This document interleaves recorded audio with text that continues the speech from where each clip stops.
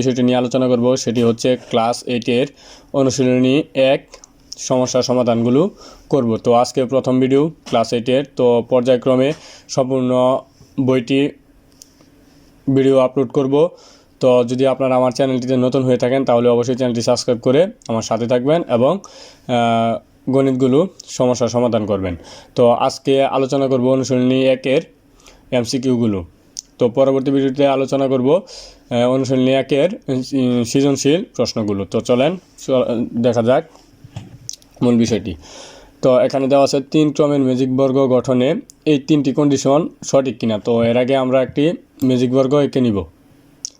তো আপনারা যারা ম্যাজিক বর্গ বুঝেন না তাদের জন্য আমার ভিডিও আছে, কয়েকটি ভিডিও আছে। আপনারা চাইলে যে কোনো একটি ভিডিও দেখে ম্যাজিক বর্গ কীভাবে করতে হয় সেটি দেখে নিতে পারেন। আপনারা ভিডিও ডিসক্রিপশনে লিঙ্ক দেওয়া আছে অথবা আই বাটনে ক্লিক করে সেখানে চলে যেতে পারেন। তো নিয়ম হচ্ছে এখান থেকে শুরু করতে হয় 1 2 3 4 5 6 7 8 এবং 9। তো এখানে কি বলা আছে এখান থেকে দেখব ম্যাজিক সংখ্যা হবে 15। তো ম্যাজিক সংখ্যা বলতে আপনারা রো অথবা যে কোনো কলাম অথবা কোনাকুনি যেভাবে যোগ করেন যোগফল 15 হয় কিনা সেটা দেখবেন। এটা হচ্ছে কলাম এবং এদিক দিয়ে হচ্ছে এটা রো এবং এদিক দিয়ে হচ্ছে এটা কোনাকুনি। আপনারা যেভাবে যোগ করেন না কেন যোগফল একটি আসবে। তো আমরা যোগ করে নেই 1 আর 3 9, 9 আর 6 15। তার মানে প্রথম কন্ডিশনটি সঠিক, এটাকে সঠিক ধরা যায়। তো তারপর আছে কেন্দ্রের ছোট বর্গক্ষেত্র সংখ্যাটি হবে 5। দেখেন এখানে কেন্দ্রের ছোট বর্গ সংখ্যাটি কি 5 আছে, তো এর মানে এটাও সঠিক। এখানে ক্ষুদ্র বর্গক্ষেত্রগুলোতে 1 থেকে 15 পর্যন্ত ক্রমিক স্বাভাবিক সংখ্যা বসানো থাকবে। তো এখানে কি দেওয়া আছে 1 থেকে 9 পর্যন্ত দেওয়া আছে, তার মানে এটা ভুল। তাহলে সঠিক উত্তর 1 এবং 2। তো তারপরে আছে নিচের কোন ফলাফলটি 9 দ্বারা বিভাজ্য। অর্থাৎ এখানে কোন ফলাফলটি 9 দ্বারা বিভাজ্য হবে। তো এটার জন্য আপনারা ক্যালকুলেটর নিয়ে নেবেন, হাতে ক্যালকুলেটর নিয়ে আপনারা যোগ করবেন। এই যে 52 এবং 25 যোগ করে দিবেন। 52 যোগ 25 ভাগ দিয়ে দিবেন 9 দ্বারা। দেখেন ভাগফল আসছে ভগ্নাংশ, তার মানে এটা মিথ্যা। তারপরে আছে 527 যোগ 725 ভাগ দিয়ে দিবেন 9 দ্বারা। দেখেন এটাও ভগ্নাংশ আসছে, এটাও মিথ্যা। তারপর আছে 412 যোগ 234 ভাগ 9। দেখেন এটা ভগ্নাংশ আসছে, এটাও মিথ্যা। তারপরে আছে 75 মাইনাস 57 ভাগ 9। তো দেখেন এখানে একটি পূর্ণবর্গ সংখ্যা আছে ভাগফল, তার মানে এটা হচ্ছে সঠিক উত্তর। তো তারপরে আছে 9999 কোন বীজগণিতীয় রাশির শততম পদ।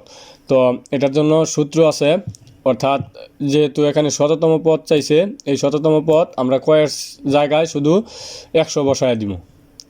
কয়ের জায়গায় শুধু 100 বসায় দিব। ক্যালকুলেটরটা নিচে রেখে দেই, কয়ের জায়গায় 100 বসায় দিব, তারপর ক্যালকুলেশন করব, দেখবো কি আসে। 100 100 যেহেতু শততম পদ বসছে তাই আমরা এখানে 100 বসাই যাচ্ছি। 100 100। তো এখন ক্যালকুলেটর দিয়ে আমরা এটি কাজ করে নিই।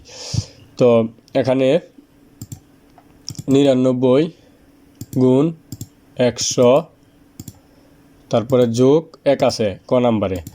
তো এটা মিলে নাই এই উত্তরের সাথে, এখানে 3 নাম্বারের এটার সাথে মিলে নাই।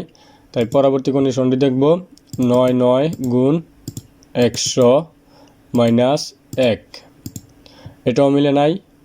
তারপরে আছে 100 গুণ 100 যোগ 1, এটাও মিলে নাই। তারপরে দেখব 100 গুণ 100 মাইনাস 1। দেখেন এটা মিলে গেছে, রেজাল্টের সাথে এটা মিলে গেছে, তার মানে উত্তর হচ্ছে আমাদের বর্গ। দেখেন এটাকে 100কে 100 দ্বারা গুণ দিছি এবং -1 দিয়ে দিছি, এটা মিলে গেছে। তো এখানে দেওয়া আছে ক সংখ্যক ক্রমিক স্বাভাবিক বিজোড় সংখ্যার যোগফল কত। তো ক সংখ্যক ক্রমিক স্বাভাবিক বিজোড় সংখ্যা আমরা ধরে নেই 1 3 5, এই তিনটি সংখ্যা ধরে নেই। তো এই তিনটি যোগ করলে হয় 9। তাহলে আমরা এখানে ক সংখ্যক যদি 9 ধরে নেই তাহলে 9 আসে, বাট এখানে যোগফল দেওয়ার মতো কোনো সংখ্যা থাকে না, তাহলে এটি বাদ। তারপরে এখানে যদি ধরে নেই 5, 5 দোকানে 10 -1, 9 আসে, বাট এখানে গুণ হয়। তো এখানে যদি এমন একটি সংখ্যা ধরে নেই 3, তাহলে 3 ধরে নিলে 3 স্কোয়ার 3 তিরিকা 9 হয়। তো এটা হচ্ছে দেখেন যে এখানেও ক্রমিক বেজোড় সংখ্যার যোগফল 9, এখানেও 3 স্কোয়ার 9 হয়। তার মানে উত্তরটি হবে গ। তো চলেন পরবর্তী পেজে চলে যাই, 10 নম্বর পেজে। এখানে দেওয়া আছে 1 থেকে 100 এর মধ্যে কতটি সংখ্যাকে 2টি বর্গের যোগফল আকারে প্রকাশ করা যায়। অর্থাৎ এখানে বলছে যে এরকম 2 সমান 1 স্কোয়ার যোগ 1 স্কোয়ার, এভাবে লেখা যায়। যেমন 4 সমান 2 স্কোয়ার। তো এখানে দেখেন 4টি স্কোয়ার আকারে লেখা যায় না, তো এটি বাদ যাবে, এরকম হলে লেখা যাবে না। তো ধরেন 5 আছে, 5 সমান লেখা যায় 2 স্কোয়ার প্লাস 1 স্কোয়ার, তো এটা সমান হয় 5। তো এইভাবে 1 থেকে 100 পর্যন্ত কতটি সংখ্যাকে 2টি বর্গের যোগফল আকারে প্রকাশ করা যায়। তো এটি আপনারা মুখস্থ করে রাখবেন 34টি। তো দেখাতে গেলে অনেক সময় লেগে যাবে, তাই দেখাচ্ছি না। আপনারা এভাবে একটি একটি করে গেলে দেখবেন যে 100 পর্যন্ত সবগুলো সংখ্যা করতে গেলে 34টি হবে। তো তারপরে আছে এখানে যে নিচের উদ্দীপকের আলোকে 6 ও 7 নং প্রশ্নের উত্তর দাও।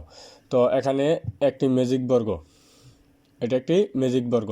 তো ক চিহ্নিত স্থানে উপযুক্ত সংখ্যাটি কত। তো এখানে দেখি আমরা,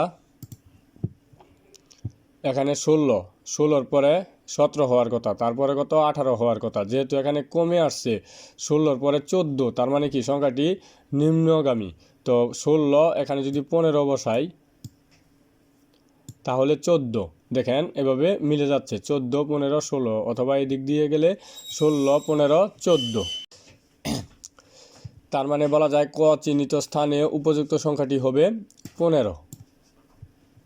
তো তারপরে ম্যাজিক বর্গটির ম্যাজিক সংখ্যা কত। তো ম্যাজিক বর্গটির ম্যাজিক সংখ্যার জন্য একটি সূত্র আছে, আপনারা চাইলে সেটা প্রয়োগ করতে পারেন, অথবা যদি ম্যাজিক বর্গ দেওয়া থাকে তাহলে আপনারা সরাসরি যে কোনো একটি রো অথবা একটি কলাম যোগ করে দিবেন।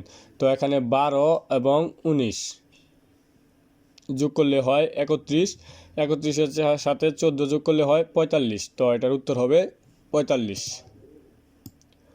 এটার উত্তর হচ্ছে 45, এটা 15। তো তারপরে আছে প্রথম 3টি বেজোড় স্বাভাবিক সংখ্যার যোগফল কত। তো এখানে দেওয়া আছে পূর্ণবর্গ সংখ্যা, বিজোড় সংখ্যা, মৌলিক সংখ্যা। তো আমরা দেখি যে আমরা প্রথম 3টি বিজোড় স্বাভাবিক সংখ্যার যোগফল করে নেই। তো প্রথম 3টি বেজোড় সংখ্যা হচ্ছে 1 3 5। তো 1 3 5 যোগ করলে হয় 9। তাহলে 9 একটি পূর্ণবর্গ সংখ্যা। পূর্ণবর্গ সংখ্যা কিভাবে, এই যে 3-এর বর্গ সংখ্যা হয় 9, 3-এর বর্গ সংখ্যা 9, তাহলে এটা কি সঠিক। বিজোড় সংখ্যা 9 একটি বিজোড় সংখ্যা, তাহলে এটাও সঠিক। এটা একটি মৌলিক সংখ্যা, দেখি এটা মৌলিক সংখ্যা কিনা। 9 মৌলিক সংখ্যা 9, কারণ 3 দ্বারা বিভাজ্য, 3 তিরিকা 9। তো মৌলিক সংখ্যা নিয়ে আমার একটি ভিডিও আছে, আপনারা চাইলে আই বাটনে অথবা ডেসক্রিপশন থেকে সেই ভিডিওটি দেখে নিতে পারেন। তার মানে এটি সঠিক নয়, ভুল। তাহলে 1 এবং 2 সঠিক উত্তর।